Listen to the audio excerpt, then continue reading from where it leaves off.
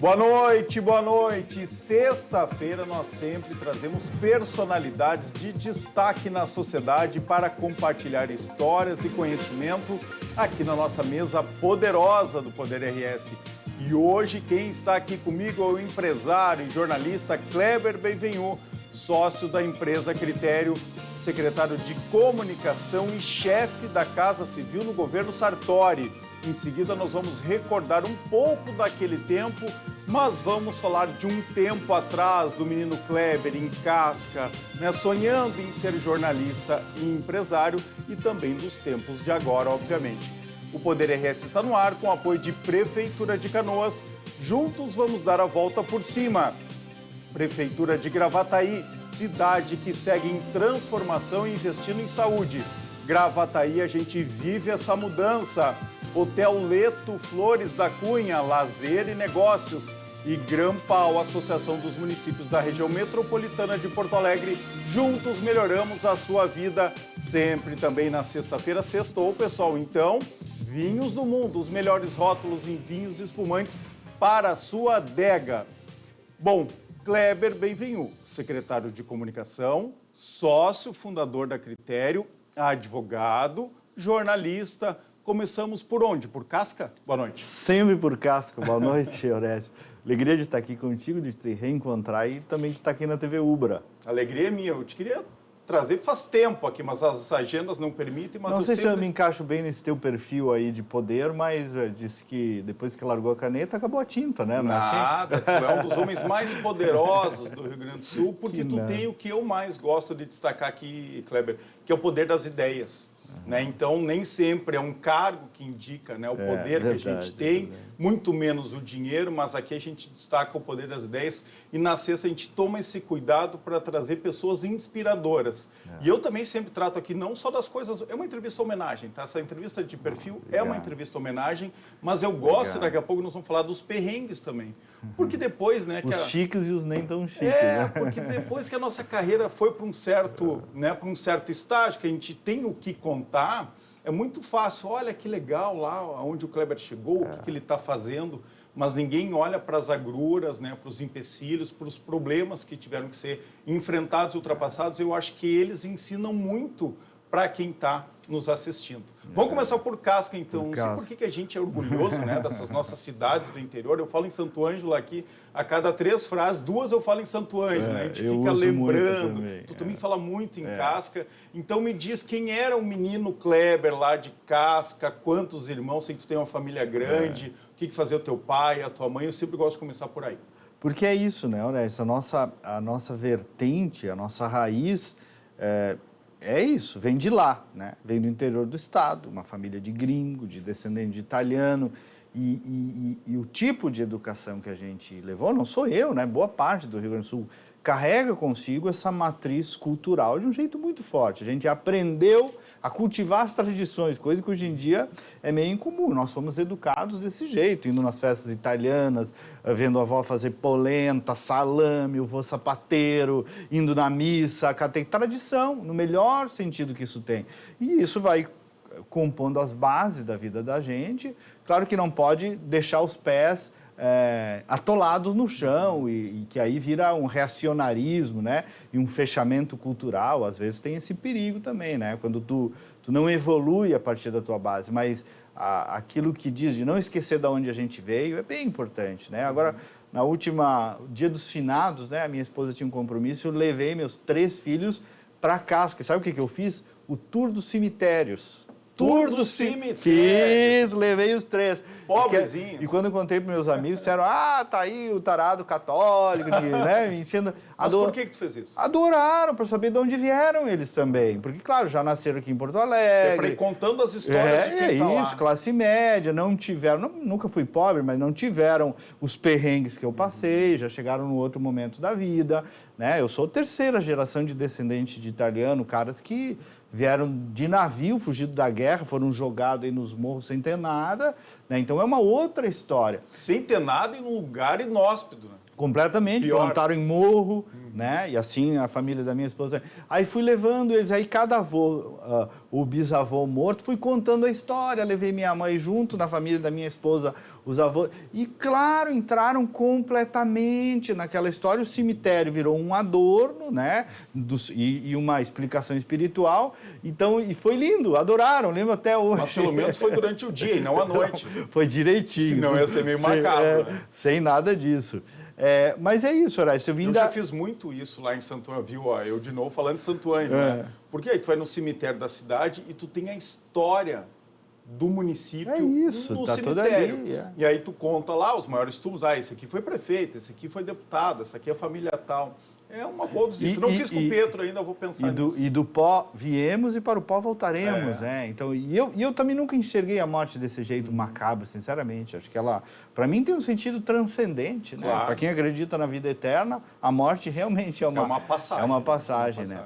Mas eu vim dali, a minha família é de São Domingos do Sul, né? Que é distrito de Casca. Olha. Era, né? Era. Hoje é município, um belo município também. Família Benville, toda muito de professores, né? O meu pai, a minha mãe, o pai era sapateiro, também descendente de italiano, a família Cerbaro, Cavalli. Eu nasci em Paraí, porque não tinha médico naquele dia, nem em São Domingos, nem em Casca, acabei nascendo em Paraí. Mas é no fundo, o único vínculo da cidade, além de ser um vínculo afetivo. E uma família de 5 filhos, né? Minha mãe perdeu, todos homens, minha mãe perdeu um no parto, homem também, 6 filhos, todos guri. Eu sou mais novo deles, temporão, né? Perdi meu pai muito cedo, eu tinha 4 anos, o pai faleceu com 46. O que teu pai fazia? Professor. Era professor. Professor, era vereador também, de casa. 46 anos, 46. A tua idade agora? Infarto, minha idade, justamente a minha idade. Mas eu vou viver mais do que ele. E a minha mãe, 36, ficou viúva com 5 guri para cuidar, né? Que é um exemplo para mim, nunca reclamou da vida, coisa nenhuma, né? Ele era, claro, o provedor da casa, né? O cuidador, e ela venceu desse jeito, cuidando dos 5, se virou. Como é que é o nome dela? Sueli, Dona Sueli. Dona Sueli. E meu pai é o Artemio, tá aí até hoje. A Dona Sueli, que é famosa nas redes sociais, né? Posta muito, está lá muito ativa. Ela é muito ativa. Esses dias teve um evento lá em Casca, que Casca tem um time que participa do estadual de futsal, né? E ela é meia torcedora símbolo. Ah, é? É, torcedora, toca na banda, pacote completo. E é um time que vai bem, né? Vai bem. Tem chegado aí nas cabeças, ponteados. E ali eu vivi, morei em Vanini, né, onde o meu pai era professor, que era outro distrito de Casca. Quando ele faleceu, fomos para Casca. Isso estava na 2ª série do primário e lá eu vivi até os meus 17 anos. Né? Hoje, Casca tem faculdade, mais acesso. Quando eu saí de lá em 95, eu tinha 17 anos, não existia estudar ali, né? Tinha que sair para estudar. Tinha que sair para estudar, foi o que eu fiz. Mas antes de contar isso, então, quero que tu lembre dessa tua infância em Casca. Eu também morei em municípios pequenos, cheguei a morar um tempo em Catuípe, que é lá do lado de Santo Ângelo. Morei, o pai radialista, né? Morei em Santa Maria, em Caxias do Sul, mas muito ali, em Santo Ângelo, Ijuí e Catuípe. E foi uma infância muito boa, só tenho recordações boas. Por quê? Porque é isso, né? Todo mundo é amigo, todo mundo se conhece, a gente tem muita liberdade, jogar futebol na rua. Como é que foi, que memórias tu tem dessa tua infância lá em casa? Eu não tenho o que falar, Horácio, mesma coisa, assim, uma infância...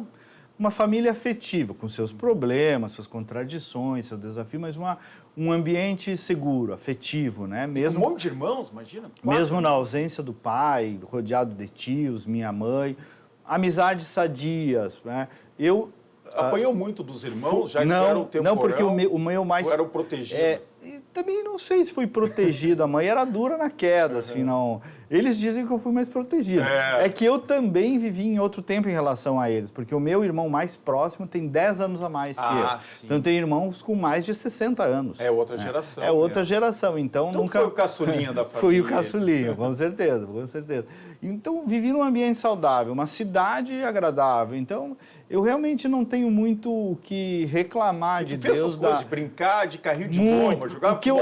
Era isso que eu ia dizer. Essa do jogar futebol, homem do céu, eu sempre fui perneta. Pois é, tu nunca foi muito eu nunca. Futebol, né? E sempre gostei de futebol, transmiti futebol em rádio como repórter. Já naquela época da Rádio Vanguarda, de Marau, Rádio Rosário, Serafina Corrêa, eu era o repórter. Sempre gostei de futebol, de acompanhar e tal. Lá pela infância, assim, eu cheguei a dar uns chutes, mas eu era sempre daquele que na hora de escolher o time, eu ficava por último. Eu era muito ruim. Ou botava no gol, né? Vai. A rigor para todas as habilidades... Não, me botavam de juiz, já, né? De tão ruim. A rigor para todas as habilidades esportivas, nunca foi muito... E daí chegou uma hora ali na pré-adolescência, eu acho que eu tranquei de jogar, porque eu tinha vergonha. Eu tinha vergonha de... Aí eu parei de jogar futebol, eu me excluí, aquilo me atrapalhou um pouco ali. Mas veja, minha crise de adolescência foi essa, tinha vergonha de jogar futebol. E gostava, ia em jogo e tudo, né? Mas uma infância saudável. Mas não tentou outro esporte? Vôlei, handebol? Handebol um pouco, mas era ruimzinho. O negócio é dos estudos mesmo. Era mais isso. Eu comecei a datilografar antes de todos os meus amigos. Comecei a trabalhar antes. Eu comecei no jornal com 13 anos de idade. 13 coisa que só... Hoje em dia o dono de jornal seria preso, né? Mas comecei, um dia ele chegou lá em casa, viu que eu escrevia bem, do colégio já, a redação, acho, professor, e me convidou a fazer a coluna Crianças e Adolescentes. Esse era o nome da coluna. Com 13 anos, com 13 anos de idade, no jornal impresso da cidade, que é o jornal hoje, bem, que está lá até hoje. Eu acho que eu tinha uma vocação, sabe, Orestes, antes de... E eu acho que isso, como qualquer área, metade é dom de Deus, que a gente ganha de presente, é graça de Deus. E os colegas reconhecidos, porque é isso, né? Sim, os meus colegas também, o Horácio é bom de português, escreve bem, ruim em inglês, é ruim em matemática, todo mundo sabe o que sempre foi muito... O coleguinha sabe se tu joga bem futebol ou não, isso é muito claro, né? Isso sempre foi muito latente em mim. A máquina de escrever, eu peguei a máquina do meu pai, que a minha mãe me deu, e eu, por ímpeto pessoal, quis desenvolver a questão da escrita, de datilografar. Muito? Cara, eu acho que talvez mais do que a média dos meus amigos da época, sim. Mas não ficava o tempo todo nunca fui um erudito, nunca fui um nerd isolado. Não, tive vida social boa. Parênteses minhas aqui, fandangos fandango no CTG. Porque a gente pode falar dos namoros aqui também, né? Essa dona Renata adequados. Deixa eu fazer um parênteses aqui, eu vou falar até um pouco mais para frente, porque é algo que me chama a atenção na tua vida familiar. Tu é um cara família mesmo, né? A gente se conhece há um bom tempo aqui, mas me parece, e acho que a gente nunca conversou sobre isso, que depois tu tem 3 filhos, 2 meninas e um menino. E o Bento, ele é absolutamente fanático por futebol. E me parece que ele te traz de volta para o futebol, Kleber, né? Por essa paixão dele que tu não forçou ele de jeito nenhum, que nasceu com ele, né? Também. Aconteceu essa conexão. Agora eu vejo tu ir na arena direto, torcer pelo Grêmio. Tu é mais ligado. Tu nunca foi de ficar fazendo corneta, né, com a tua equipe e tal sobre futebol. Me parece que depois do Bento, tu virou mais gremista. Eu sempre gostei, né? Sempre fui no Olímpico e tudo, mas ele realmente atiçou. E ele também, tal qual eu, nos textos, ele no futebol. Um troço assim... quase doente, ele acompanha o mercado da bola, o guri tem, desde os 6 anos, ele está assim, né? Tem uma história saborosa que tu me contou, que tu repita aqui, não sei se tu lembra, mas ele é tão, né, vidrado em futebol que um dia tu foi ter uma conversa com ele, Bento, vem aqui, né? Quero te dizer que a vida não é só futebol. O que ele respondeu? Ele respondeu, me olhou no olho e disse, pai, a minha é só futebol. E essa é uma. E outra que eu tenho, essa eu nunca contei para pouquíssimas pessoas, né? Nunca para ninguém no ar. Que essa me emocionou muito, né? Eu tive essa pequena crise com o futebol lá na adolescência, que todos os guris gostavam de futebol, jogavam, só eu que não. Pô, aquilo, né? Na adolescência, né, não tá com teus pés no chão, tu fica contrariado. Bom, mas fui resolvendo, fiquei adulto, nunca mais joguei futebol. Voltei a jogar futebol, né? Eu e ele, gol a gol, bolão e tal. Voltei a jogar futebol, com ele só, né? Aí não passava vergonha. E aí um dia... E ele joga muito bem, pelo que eu vejo. Joga bem, Começou na escolinha do Grêmio esse ano. Já está treinando no Grêmio. Entrou no Grêmio. E aí, a história de uma brincadeirinha de quiz e tal...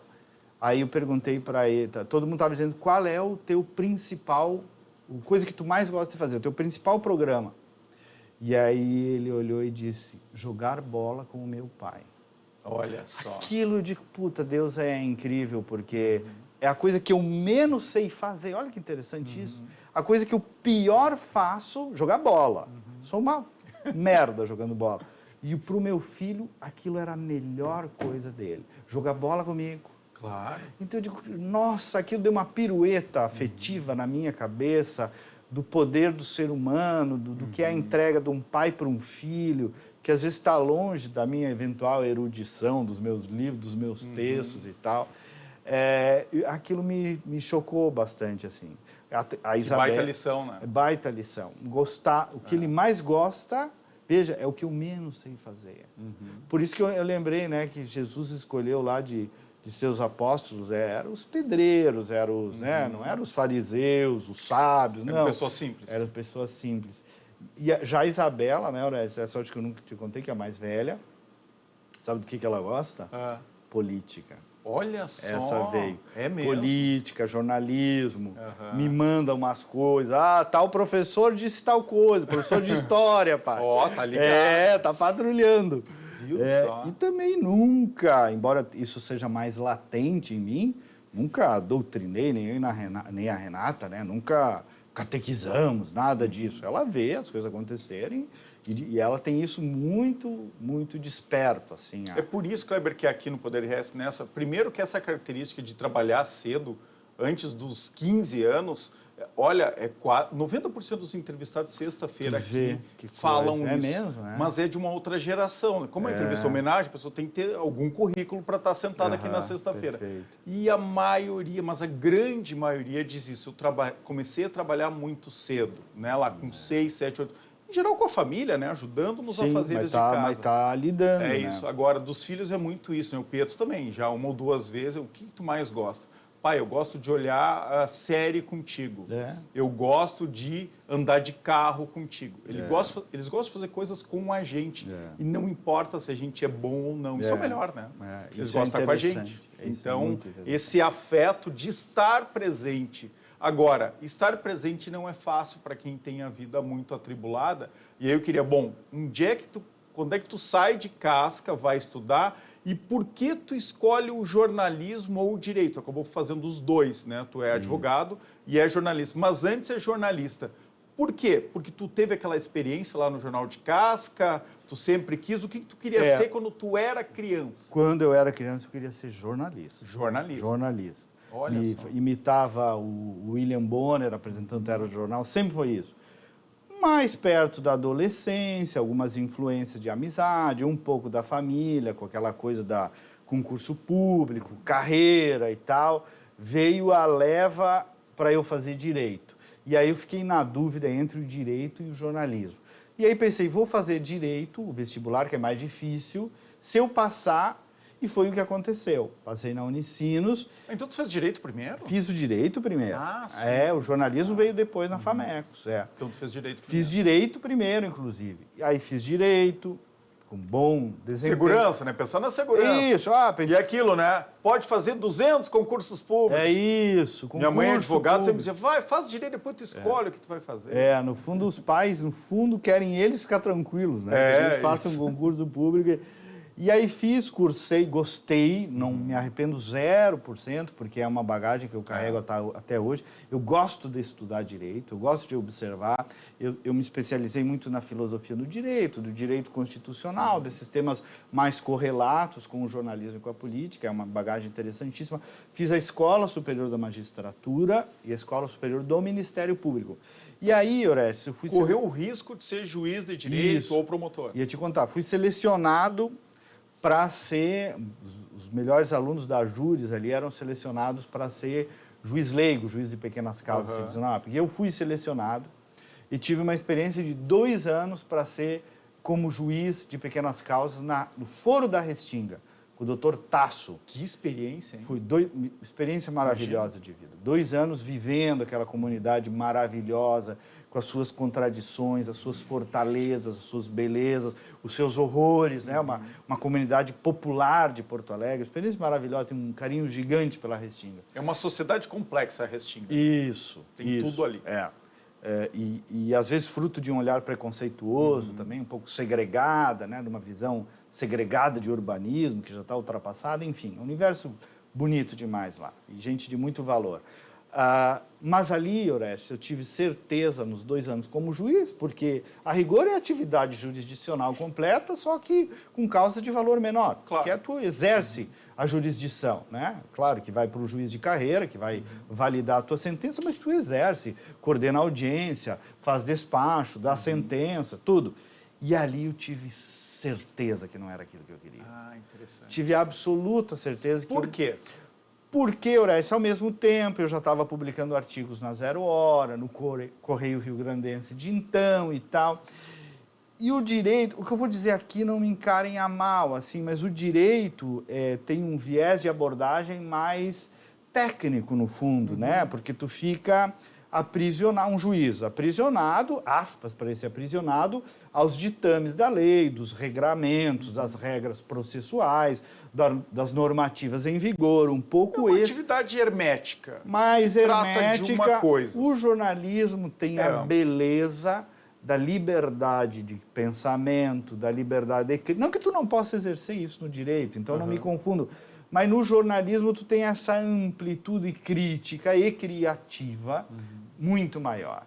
E aquilo me estimulava muito mais. Era o que te chamava. É o que me chamava, a visão de ser humano, olhar para o comportamento humano, para o sentido da vida, para as coisas da política, para a organização social, para as contradições. Então, para mim, era um universo muito mais amplo de atuação. E a minha caneta, quando eu sentava para produzir, né, um artigo da Zero Hora, não me puxava para o direito, para a magistratura, para o equilíbrio da não sei o que. Não, me puxava para a livre opinião do que eu bem entendesse. Quer dizer... Isso ficou claro da forma que tu está me dizendo agora? Ficou. Ou tu foi percebendo aos poucos? Não, ali no exercício da magistratura leiga, ficou muito claro. Não é isso que eu quero. Porque é levar processo, fazer uma audiência... Né, que tem uma coisa também da vaidade, do juiz, da magistratura, né? Mas que são coisas que no jornalismo também a gente vive. Depois de um tempo não é mais isso que te faz ter o dia a dia. Tu leva aquelas sentenças para casa, tu tem que sentenciar um acidente de trânsito, João a Maria, o seguro que não pagou, que na cláusula 2 tinha tal regra. Não tem muito glamour, né? Não, no dia a dia. Não, eu pensei, não. E é um trabalho meio repetitivo, né? No fundo, sim. No fundo, sim. Ali eu tive certeza. O jornalismo, acho que a grande atratividade do jornalismo, a gente nunca sabe o que vai acontecer. Cada dia realmente pode ser muito diferente. Em outras profissões. É loucamente bom demais. Né? E junto disso... E aí foi fazer, então... Isso. Aí a Renata, minha esposa, estava fazendo farmácia na PUC, que ela é mais nova que eu. E ela é de Casca também? Ela nasceu em Arvorezinha, mas nos encontramos em Casca. Ah, só podia ser. Isso. E aí, 9 anos mais nova do que eu, estava fazendo farmácia. E aí ela começou, vem agora fazer jornalismo. E aí eu já estava, eu já tinha abri empresa, né, de redação, de conteúdo, já tinha empresa na área de comunicação desde 2005. Eu comecei a abrir... tu abriu empresa antes de fazer o jornalismo? Isso, abri bem antes. Quando eu fui para o jornalismo, eu já... Porque tu produzia conteúdo. Isso, eu escrevia para os outros, né? O ghostwriter. Comecei assim, já fazia isso, já tinha cliente rodando, então já tinha produzir artigo para Zero Hora, então já estava, artigo já cíclico, né? Já estava rodando bastante. Em outros portais já publicavam também. E aí a Renata fazendo farmácia diz, vamos agora, eu faço farmácia e tu faz jornalismo. E que foi importante, porque casaram ali os períodos de vida também, eu era um pouco mais velho, então acabei fazendo jornalismo, vou, consegui ingresso e cursei jornalismo na PUC, e aí mergulhei completamente na área, ainda tinha alguns processos, porque eu tinha uma atuação também como advogado, e atuação em alguns processos. Segurei os que ainda tinham honorários melhorzinhos para dar, o resto repassei todos. Tu foi advogado e tirou o OAB? Sim, tirei. Tem até hoje o OAB. Até hoje, viu só? Aí, às vezes, eu acho que graças ao doutor Lamac e a amizade com ele, eu ainda pago a OAB. Fica pagando ainda a OAB, que é a nossa parceira aqui também, então, de quarta-feira, né? O Lamac mas a rigor, aprecia. A rigor não advogo mais, mas gosto de estudar direito. Claro. Tenho compreensão Não, e dá uma bagagem, né? O jornalismo, isso é importante. Mas ali eu decidi dedicar integralmente a minha vida à comunicação, porque ela já se na FAMECOS, fez na FAMECOS, né, na PUC. E ali tu conhece os teus 2 sócios da Critério? Os dois primeiros sócios. Isso. O Rafael Tomás. Codonho e o Tomás Adam, que eram os melhores alunos, né? Viu só? E eu era o tiozão do direito, né? Porque eu já fui ali com, sei lá, 24, 25 anos, acho, talvez um pouquinho mais. Não, acho que eu já estava perto dos 30 ali, quando eu cursei jornalismo. Ficou de olho ali, Fiquei de olho, aqueles dois eram os melhores da turma. Os dois melhores da turma, texto maravilhoso, uns guri bom caráter até não poder mais. E aí foi aí que eu convidei eles primeiro. Vocês três são muito parecidos, viu? Tu sabe disso? Claro, são diferenças assim, mas é isso, né? Tem uma retidão assim de caráter parecida. Isso a base... São gente boa, os três. A base de valores. E tem textos parecidos, vocês escrevem de um jeito... Claro, direto, e adoram escrever, adoram uma palavra escrita, né? A base de valores, e a Soraya Hanna, que veio depois também, né? Também, não adianta, né, Orestes? Igual um casamento, negócio. A base de valores de nós quatro é... E tu vê, tem um católico, a Soraya... Que é turca, né, família judia, descendente de libanês, o Tomás, que é um agnóstico, mas a base de valores todas é... O Tomás é agnóstico? Não sabia. Isso. Deve ser bom os almoços de vocês. É bom. Sempre são bons. Bom, vamos lá. Principalmente quando a gente não fala sério. A Soraya veio numa emergência, né? Quando tu foi convidado pelo governador José Ivo Sartori. Ela já estava antes, a Soraya. Tu estava se envolvendo com algumas coisas, né? Fora da critério e precisava de uma sócia. O Tomás e o Rafael foram meus estagiários quando eu era sócio da Tânia Moreira, atual secretária de Educação. Minha primeira empresa foi com o Pugina. De comunicação. Chamava Texto e Contexto. Era só de escrever. Depois o Pugina já estava num outro estágio de vida, né? E não queria empresariar. Ele até segue com a empresa Texto e Contexto até hoje, mas eu fui para o mercado. Então eram momentos diferentes de vida, que é um grande guru intelectual. Tá, mas conta essa história, porque essa história para mim também define um pouco o teu futuro, né? Tu começa a escrever de uma forma mais profissional, inclusive, quando tu se alia ao Pugina. Ali, porque o Pugina era o cara que escrevia discurso dos governadores. Era isso. Né? Do Rigoto primeiro, depois aí. E ele te leva junto para fazer isso. Vocês dois passam a escrever os discursos dos governadores. Conta um pouco essa fase que ela é importante. Muito, ali é bem decisiva, tu tem toda a razão, ali foi um impulso na minha carreira e um impulso pelas relações da Igreja Católica, porque o Pugina, palestrante da Igreja, né, católico como eu, palestrava muito no CLJ, que é um movimento do qual fiz parte durante muito tempo, e eu o conhecia em Passo Fundo. E ali ficamos amigos, ele palestrante, eu como um seguidor e tal, em resumo. Quando eu vim para Porto Alegre, ele me colocou fazer um estágio na PUC, na Rádio Aliança, está aí até hoje, estagiei na PUC já lá atrás, então mantivemos relações, participava de cursos, aí eu também já fazia algumas palestras em cursos que ele dava, e ele era o ghostwriter, o escritor, o redator do governador Rigoto, que era absolutamente apaixonado pelo Pugina, com razão, porque o Pugina é uma pessoa fora da curva. Todos nós como somos. Ser humano e como intelectual também. Por sinal, acho que é um cara cuja dimensão ainda nem foi reconhecida do ponto de vista intelectual. Assim, o Pugina tem uma obra, ele é uma escola política. Né? Aliás, tem que trazer ele aqui. Surgiu tanto aventureiro nesses anos aí, é um cara que vem dizendo há 40 anos a mesma coisa, acertando muito. Enfim, e este cara, Orestes...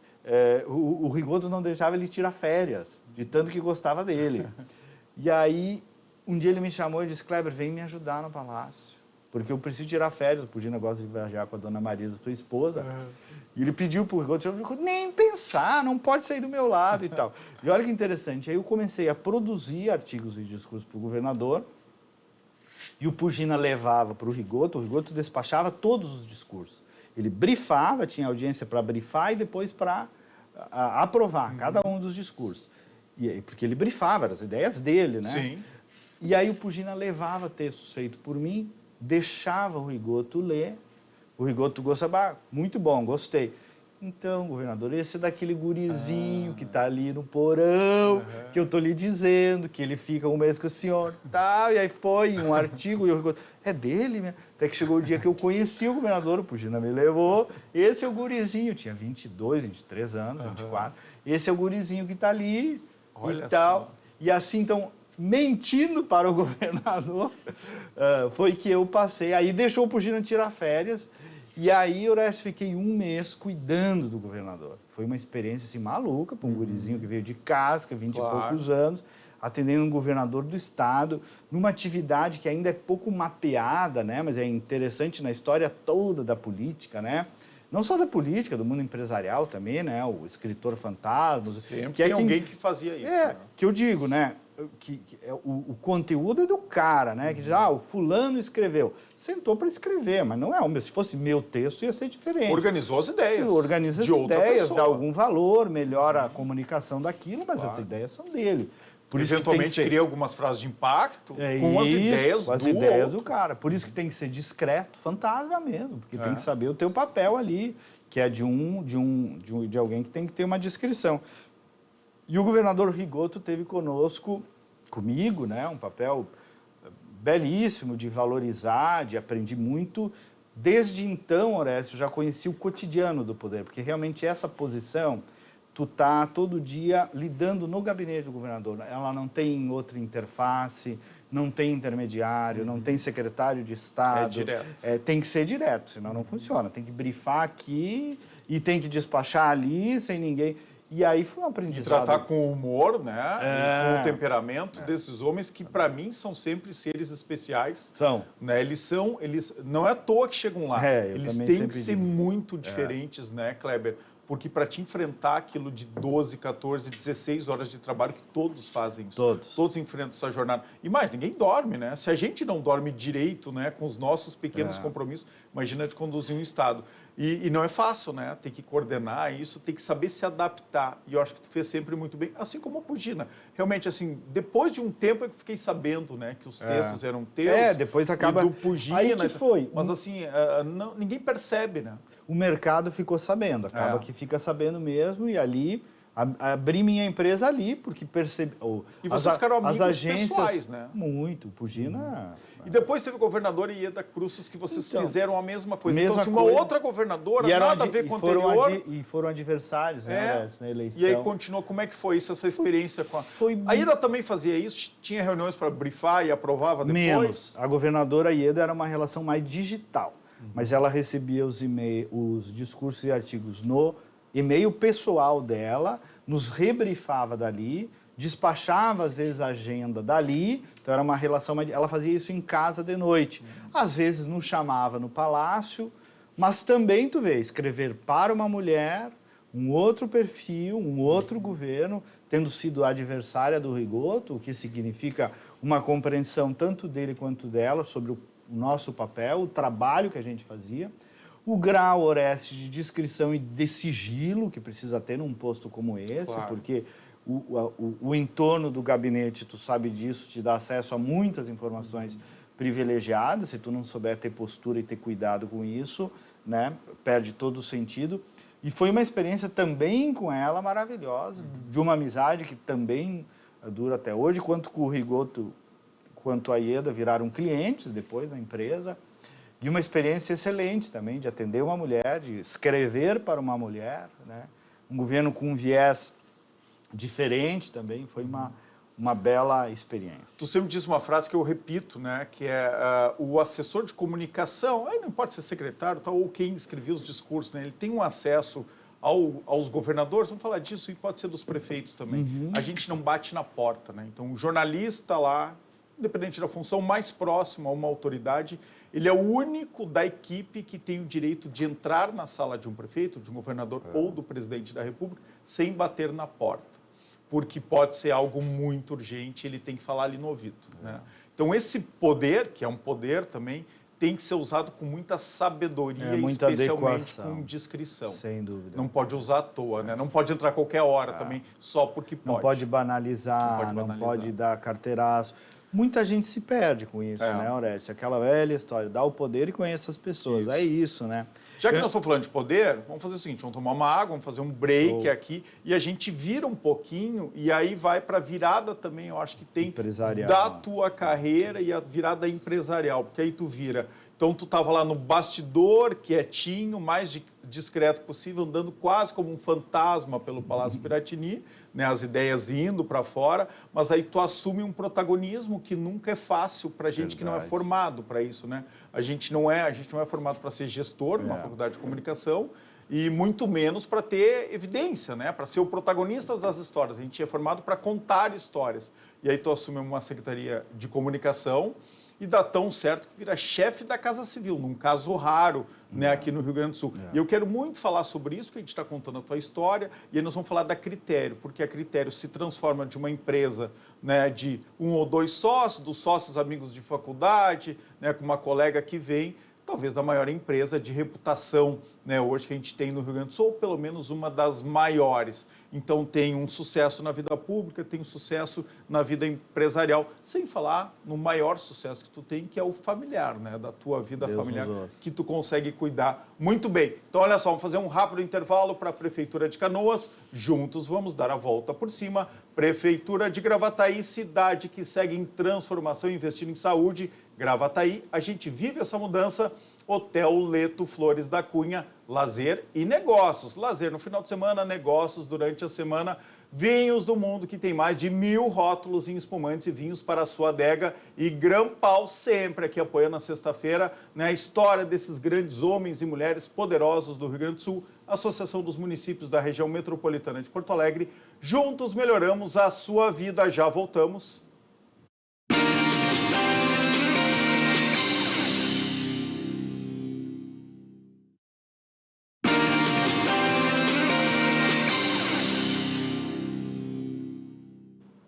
O Poder RS está de volta com o apoio de Prefeitura de Canoas. Juntos vamos dar a volta por cima. Prefeitura de Gravataí, cidade que segue em transformação e investindo em saúde. Gravataí, a gente vive essa mudança. Hotel Leto, Flores da Cunha, lazer e negócios. Vinhos do Mundo, que tem mais de 1000 rótulos em espumantes e vinhos para a sua adega. E Grampal, Associação dos Municípios da Região Metropolitana de Porto Alegre. Juntos melhoramos a sua vida. Na sexta-feira de hoje, estamos recebendo o jornalista e advogado e empresário Kleber Benvenu. Vamos dar aquela virada, e daqui a pouco eu dou um recado aqui da Grampal, sobre a tua ida para o governo do Estado. Antes, né, um capítulo importante da tua vida empresarial, né? Tu trabalhou comigo lá na FAMURS, verdade, né? No início lá no da início Critério, inclusive. Isso. Celso Bernardi me ligou e disse, olha, eu tenho aqui, nós assumimos a FAMURS numa crise braba, né? Quase 2 milhões em dívida, com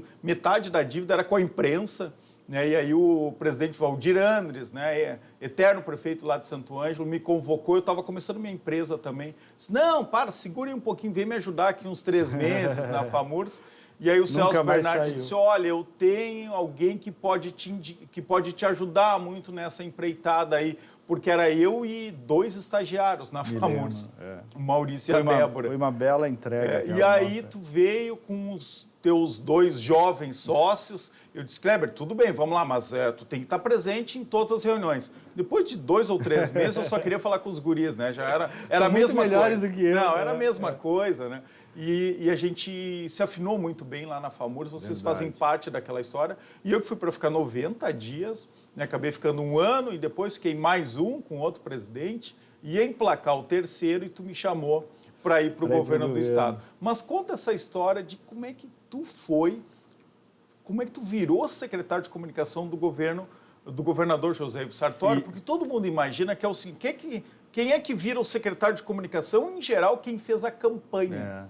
E não foi o caso. E não foi o caso, né? Vocês, inclusive, não se conheciam antes. Conta, de forma resumida, um pouco essa história. Isso, só vou... E bem rápido ali o surgimento da Critério também, né? Depois da sociedade com a Tânia, Orestes, mudou muito o mercado de televisão e decidimos cada um voltar para os seus campos. E eu retomei a empresa de conteúdo apenas e convidei o Rafael e o Tomás. E a Tânia foi tocar a produtora dela e deu super certo também. Super certo, produtora e gestora, na verdade, de comunicação. E aí convidei o Rafael e o Tomás para voltar à produção de conteúdo e assim que começou a Critério, escrevendo para os outros, que é muito a nossa essência. Em seguida, a gente olhava para o mercado, a Soraya, governo Tarso Genro, no qual ela trabalhou, e nos contratou também, para quem acha que eu sou tão antipetista, né? Prestamos serviço ali adequadamente, o secretário Mauro Kniznik, né? Um belo trabalho a gente conseguiu realizar ali, o plano industrial do Estado e tal. A Soraya estava lá, nos conhecíamos do Banrisul. Digo, mas aquela turca é muito competente, é muito trabalhadora. Se alguém... Como a gente diz, né, no meio, é pé de boi.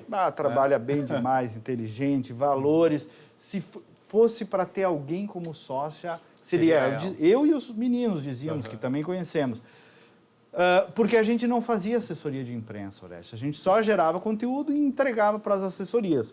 Diferente da FAMURT, por exemplo, quando vocês faziam intermediação, em muitos clientes nós ouvíamos, mas já faz a entrega para mim, já faz a intermediação, já vende o conteúdo, vende entre aspas, né? Defende o conteúdo junto aos veículos. Lá eu provoquei vocês para começar a produzir conteúdo para redes sociais. Isso também, que foi uma novidade, é verdade.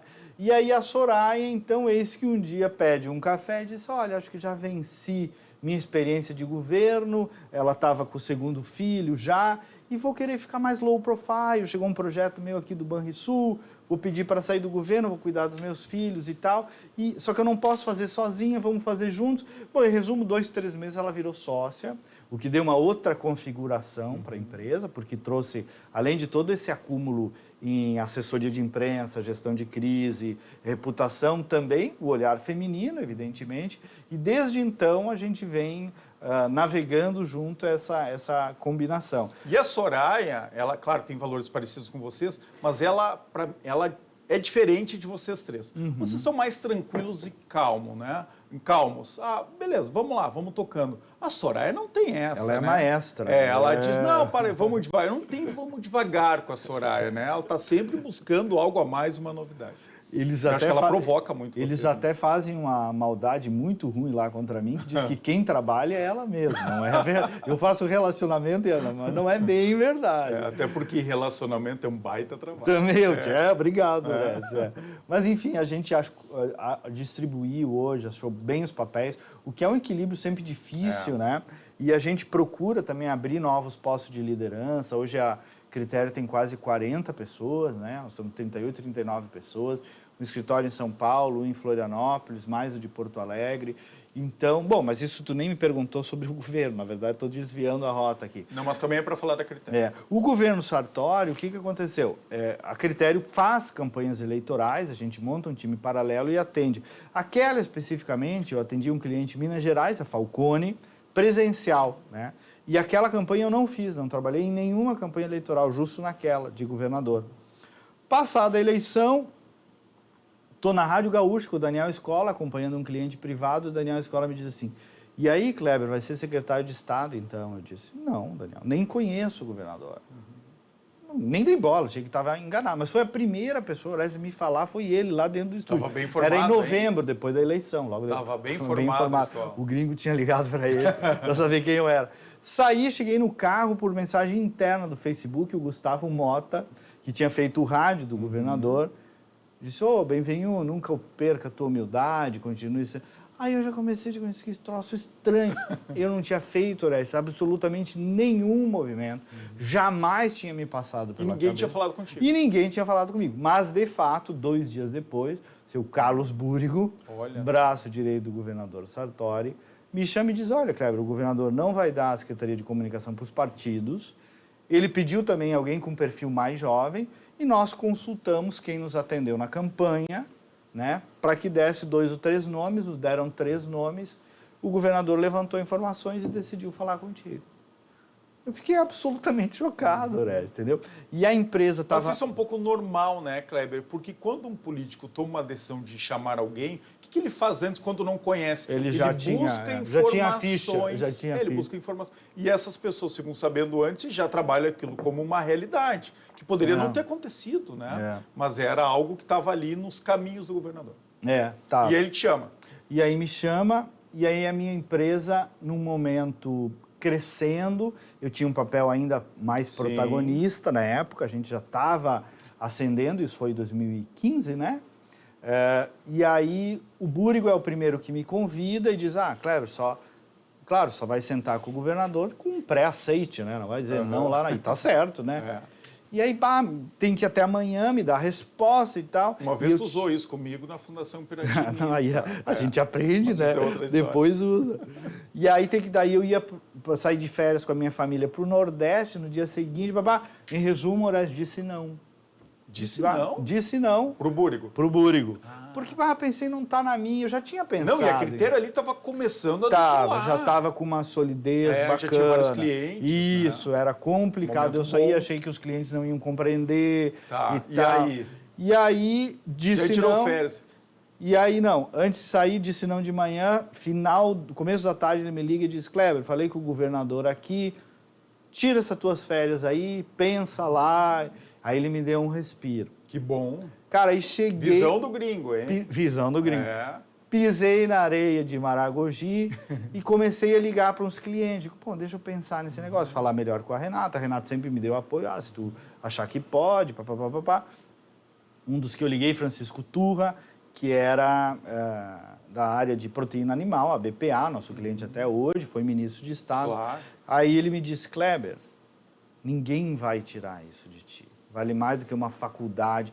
E aí ele me disse um troço que me chamou muito a atenção, Horácio. Ele disse, isso vai agregar valor ao teu produto, inclusive à tua empresa.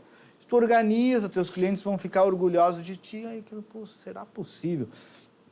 Liguei para o professor Falcone também. Então o Turra foi o primeiro que te incentivou e deu a importância daquele convite. Né? Me deu a dimensão. Que bom fazer essa consulta. Para o Matheus Bandeira e para o professor Falcone, que também eram clientes muito fidelizados. E me disseram a mesma coisa, aquilo ali ninguém vai tirar de ti. E eles disseram, pode ir, aqui a gente cuida. Os clientes que eu também estava preocupado de não perder, né? Claro. Me liguei... Mas como eu já estive do outro lado, o bom é que o Rafael e o já estavam alinhados, quando tu não estava. E já tinha a Soraya também, já estava internalizada, isso. Né? E aí eu digo, será possível, né? E aí falou com os sócios quando? E os sócios não queriam. Eles não queriam? Não, eles se preocuparam mais do que eu. Eles contam até hoje essa história, né? Eles não queriam, não. Não dá para acertar sempre também. Não queriam e tal, e eu também fiquei preocupado e tal, mas aí acabou que... Aí voltou das férias. Voltei das férias. Foi falar com o gringo? Conheci o gringo, dia 23 de dezembro, 6 dias antes de assumir. Quando eu sentei e ele esperou, hein? Quando eu sentei com ele lá na Procélio. Me fiz, assim, mas não me fiz, foi por acaso, porque realmente... E assim... Tu sabe disso também, quem vive uma trajetória empresarial, quem não postula a permanência em cargos públicos, nem sempre o atrativo financeiro, ou quase nunca, de um cargo público, se tu usar adequadamente, não é um apetite tão grande. Não né? É por isso, né? Não é o dinheiro. Claro que, se tu souberes te posicionar adequadamente, aquilo indiretamente acaba gerando um ganho reputacional e até financeiro. No médio prazo, né? Evidentemente. Mas também pode ser um tiro no pé. Pode queimar a imagem, tudo. Então não é uma decisão simples. Tá, mas aí foi a primeira conversa com o gringo? Muito simples. Do jeito dele, né? Do jeito dele, disse, duas coisas. A primeira, não me mude. Olha que interessante. Eu acho de um valor moral gigante. O gringo que tu conheceu, ele tem dessas coisas, né? Ali já gostou. Na simplicidade tem lições maravilhosas. Não me mude. Olha que briefing maravilhoso. Não vem com arquitetura publicitária. Por sinal, eu recebi 4 anos, assim, ideias maravilhosas que serviam para o Brito, para o Tarso. Tem que. O gringo era outra coisa, era um líder diferente, né? Com os seus defeitos e com as suas virtudes, que depois o Rio Grande foi entendendo. Não me mude. Segundo, não quero confusão em publicidade. Ele recém tinha acontecido Marcos Valério, lembra? Era disso que ele estava falando. Olha que belo brief. Não me meta em confusão. Tinha Detran ali, governo anterior, isso, deu confusão. Ele tinha muita preocupação que... E a terceira, ele só me falou 3 coisas, mas eu não me esqueço das 3. E a terceira, ele me disse, nós vamos abrir o livro. Nós vamos contar a verdade, que vai ser só o que vai nos sobrar. Transparência. E que, de fato, foi o que eu tentei fazer, o que o governo fez. E aí tu faz uma leitura desse personagem diferente, dessa figura, não é um personagem, porque o Sartori está longe de ser um personagem, dessa figura diferente, né? única, só existe um Sartori e é ele. E tu respeita isso, né, Kleber? E aí um pouco eu acho que vem, por isso que eu te perguntei do anterior lá, de ser um homem simples do interior e saber que a vida real é aquela ali e a vida real é simples e pode ser boa. E segundo, de viver na descrição mesmo, de observar e potencializar o que o Rigoto tinha de melhor, o que a Ieda tinha de melhor isso é e tão o Sartori também, porque nós, quem assessora, né? Nós comunicadores, a gente às vezes quer impor a nossa verdade, né? A nossa e vontade, as nossas teses. Nosso jeito. E não, e tu faz uma... E para mim é histórico isso, viu? O Fábio Bernardi também faz muito isso, sabe? Aí, jamais na publicidade e tal. Mas quem é esse cara e vende isto aqui, autenticidade. E deu certo, né? Não em termos eleitorais, mas quase deu. Foi por um detalhe que ele não se reelege. Bem sucedido. É o primeiro governo que, assim, escancara tudo, estamos ferrados, 40 anos, chega, não é mais RS melhor em tudo, estamos falidos e precisamos de todos, vamos atrasar o salário de todo mundo por muito tempo. E aí, mas com muita verdade. O que sobra é isso, né? O que sobra é verdade, ele te falou lá no começo. Isso. E aí ele não se reelege por um detalhe, mas a campanha é muito linda da reeleição dele, né? O gringo tá certo. Pessoas lembram até hoje. É uma tese, né? Espero que... E vai ser lembrada por muito tempo, que ela é muito simples e direta e conta tudo, pronto, né? É o que a gente precisa de uma frase. Sabe o que eu acho ali, Orestes? A gente criou, sinceramente, sem falsa modéstia, e por virtude dele primeiro, a gente criou um demarcador cultural na política gaúcha. Também acho. Que é esse que tu disseste, de falar a verdade, de abrir o livro, de escancarar os nossos problemas, de colocar o Rio Grande do Sul no divã. E é igual divã mesmo. Foi a primeira vez que o orçamento ia lá, é isso aqui, está faltando tanto de dinheiro. A conta não fechou, né? Eu lembro de uma das primeiras reuniões, o secretário era diretor-geral da secretaria, e tu chamou lá, olha, a gente tem que contar aqui que a gente está quebrado, que falta tanto. Como é que a gente faz isso? Né? O governador quer transparência. O que a gente falou na hora? Caravana da transparência. Vamos lá e vamos contar. Vamos andar Rio Grande afora. Não teve malabarismo, não teve nada. Sendo cuspido, apanhando. Sem dinheiro, vamos lá, sem diária. Vamos e voltamos no mesmo dia. Sem verba publicitária no primeiro ano. Sem publicidade, vamos pedir local emprestado para as universidades ou para o salão paroquial, para o que for, porque não tinha dinheiro. Fazíamos, tu lembrou bem, nem lembrava disso. A gente pedia emprestado para as faculdades, para as ASICs e tal, fomos fazer... E pedimos um cafezinho também. Uma catequese, dá para fazer um cafezinho? Uma catequese sobre a situação do Estado, e mudou, que era e acho que essa grave. fase que a gente está vivendo, aí o governador Eduardo Leite também, né, olha para trás e reconhece isso. Sim. Acho que é isso, mudou o nosso paradigma. Mudou. Bom, mas aí vamos lá, porque infelizmente só tem uma hora aqui no Poder RS. Mas aí tu se aproxima e vira amigo do Sartori, né? E tem muito isso, né? Não que todo mundo vire amigo do Sartori, né? E não é assim, né? Ele tem pessoas que ficam mais próximas, outras, ninguém fica inimigo dele. Não conheço também quem fica inimigo do Sartori. Mas tu se torna um grande amigo dele, né? E é um amigo, e ele até em algumas vezes que tu era um filho para ele, e sempre teve o respeito profissional. E aí ele te leva para ser chefe da Casa Civil. Como é que foi essa transição? Acho que tu já matou a charada. Primeiro, quando eu sentei na frente dele, Orestes, nós começamos falando de Casca, São Domingos, Vanini e Paraí. Eu vi os meus tio, entendeu? Assim, sem plural mesmo, meus tio, que é o gringo típico, com as teimosias, com as verdades, com todo o combo histórico, cultural, dialeto. Aquilo, para mim, eu estava absolutamente em casa quando conheci o Sartori. Eram os meus tios. E aí tem admiração, era o meu pai. Então, eu consigo... Muita gente se apavorava, tu viu ele várias vezes em reunião brabo e xingando. Era o mais brontolice de italiano. E aí eu ia sair consolando as pessoas às vezes. E nunca somatizou, nunca se magoou com ninguém. Por sinal, tem uma tolerância até excessiva com algumas pessoas, né? Mas a hora ali, né, aquele jeitão. Então, aquele jeitão do gringo que fala, que diz o que pensa, e que daqui a pouco, vamos tomar um vinho. Aquilo eu compreendi, aquilo me deu um acelerador, assim, de compreensão dele, do mindset, para usar essa palavra que já está batida. E aí, Orestes, realmente pesou o fato de eu ser um dos mais novos da equipe, né? Eu fui um dos mais novos, e eu ali, de fato, caí de paraquedas, no melhor sentido dessa expressão.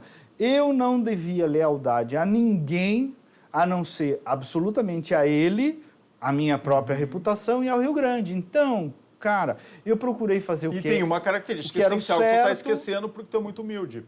Tu era um conciliador no governo também. Tu era um algodão entre os cristais, aproximava. Era mesmo, né? Acabou. Então, só escolhe alguém para ser teu chefe da Casa Civil que tem um perfil minimamente conciliador. E tu tinha isso na potência máxima.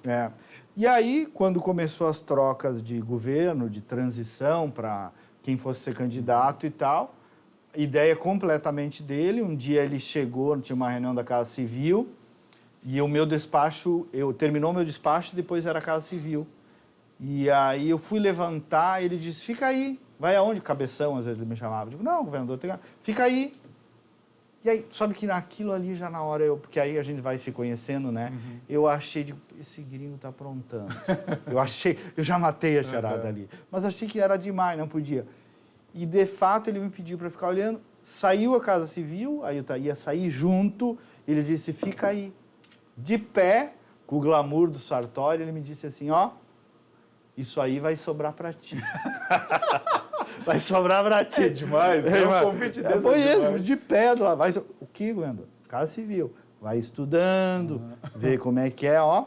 Mas fica frio, só eu e tu que sabemos. Olha Fui só, assim, que demais, né? Assim, que demais. assim. Porque ele achou que eu tinha perfil, porque eu já tinha dentro do governo uma credibilidade, enfim. E cá entre nós, ele sabe ler pessoas, tinha né, sabe ler do jeito dele, né? Do jeito dele. Tinha confiança dele, tinha uma relação comunitária boa. Se deu muito bem com o vice-governador Cairoli, que foi um parceirão, que também é lá o turrão, as teimosias dele, mas que entendeu também esse momento todo, né? Tenho saudade desse tempo, viu? Não, uma experiência linda. Eu sonhava em ficar com o teu vida. lugar, tá? De secretário de comunicação. Não deu certo. Mas aí tu me jogou lá para a Fundação Piratini. Pô, caiu para cima ele, também, né? Convenhamos.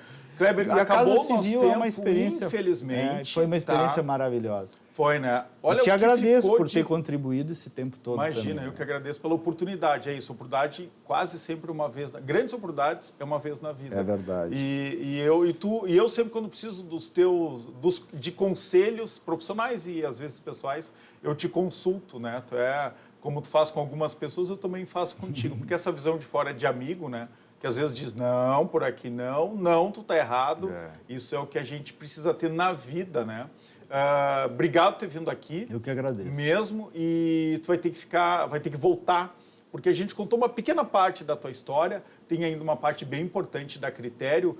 Topa voltar? Claro. Poucos personagens gaúchos voltaram 2 vezes à mesa do Poder RS. Um deles foi Lazer Martins. Ah, que bacana. Mas tem alguns outros aí, então... Fico honrado. Como tu é muito jovem, né? Vamos ter tempo para falar aqui no Poder RS. Obrigado mesmo. Parabéns pelo teu trabalho. Obrigado. Olha só, pessoal, para encerrar aqui um recado da Grampal. Quando a sua cidade melhora, a sua vida melhora também. A Grampal, Associação dos Municípios da Região Metropolitana de Porto Alegre, trabalha todos os dias para promover melhorias para você, construindo soluções conjuntas para superar os desafios enfrentados pelos municípios. Transporte público, meio ambiente, atendimento em saúde, mais segurança e educação de qualidade. Se faz parte da sua vida, a Grampal trabalha para melhorar. Grampal, juntos melhoramos a sua vida. Por hoje é isso, encerramos mais uma semana aqui do Poder RS. Voltamos, reprise, hein? Segunda-feira, 8 horas, reprise desse programa. E retomamos ao vivo na segunda-feira, às 18 horas. Boa noite, bom final de semana.